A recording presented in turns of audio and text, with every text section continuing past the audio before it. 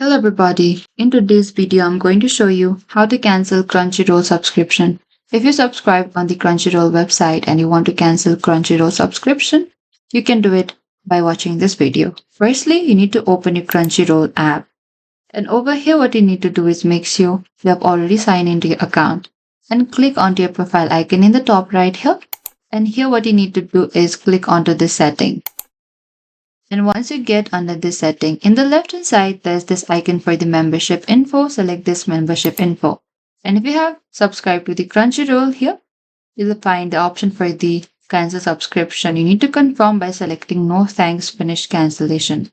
And your premium benefits will remain active until the end of your current billing period.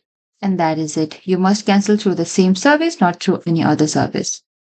Thank you for watching this video. I hope this video was helpful. If you have any queries or confusion, please comment down below and we will reach out to you very soon.